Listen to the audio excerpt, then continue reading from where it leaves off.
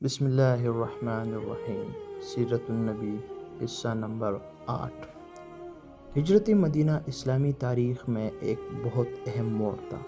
یہ ایک ایسا سفر تھا جس نے تاریخ کا رخ بدل دیا۔ محمد رسول اللہ صلی اللہ علیہ وآلہ وسلم اور حضرت ابوبکر رضی اللہ عنہ نے اللہ کے حکم سے مکہ کو چھوڑا اور مدینہ کی جانب روانہ ہوئے۔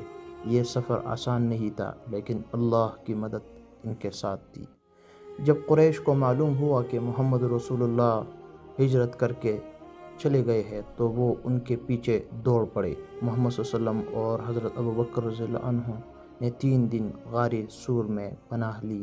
حضرت ابوبکر رضی اللہ عنہ پریشان تھے، لیکن محمد صلی اللہ علیہ وسلم نے کہا، غم نہ کرو، اللہ ہمارے ساتھ ہے۔ اللہ نے ان کی مدد کی اور قریش ان تک نہیں پہنچ سکے۔ غار سور سے نکل کر محمد رسول اللہ صلی اللہ علیہ وآلہ وسلم اور حضرت ابوبکر رضی اللہ تعالیٰ عنہ نے مدینہ کی طرف سفر شروع کیا۔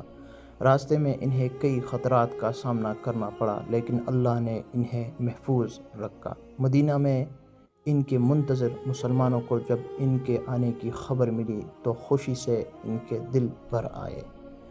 جب محمد رسول اللہ صلی اللہ علیہ وآلہ وسلم مدینہ پہنچے تو لوگوں نے ان کا بھرپور استقبال کیا۔ بچے، بزرگ، خواتین سب خوش تھے۔ انہوں نے نبی کریم صلی اللہ علیہ وسلم پر درود و سلام بھیجا اور کہا، طلع البدر علینا، یعنی ہمارے درمیان چاند طلوع ہو چکا ہے۔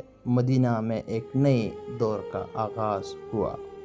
مدینہ میں سب سے پہلا کام جو محمد رسول اللہ نے کیا وہ تھا مواخات، یعنی اسلامی بھائی چارہ۔ مہاجرین مکہ سے آنے والے مسلمان اور انصار مدینہ کے مسلمان کو ایک دوسرے کا بھائی بنایا گیا۔ اس سے مسلمانوں میں اتحاد پیدا ہوا اور اسلام کو ایک مضبوط بنیاد ملی۔ مدینہ میں سب سے پہلے بڑا کام مسجد نبی صلی اللہ علیہ وسلم کی تعمیر تھی۔ محمد رسول اللہ نے خود اینٹیں اٹھائی اور مسلمانوں کو اس عظیم کام میں شامل کیا۔ یہ مسجد صرف عبادت کا مقام ہی نہیں بلکہ ایک اسلامی ریاست کا مرکز بھی بن گئی۔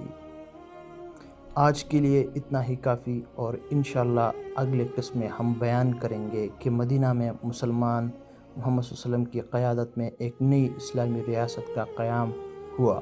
یہ ایک نئے سفر کا آغاز تھا جہاں اسلام کو عملی طور پر نافذ کیا جانے لگا۔ آج کے لیے اتنا ہی کافی۔ والسلام، جزاکم اللہ خیرا۔ السلام علیکم ورحمۃ اللہ وبرکاتہ۔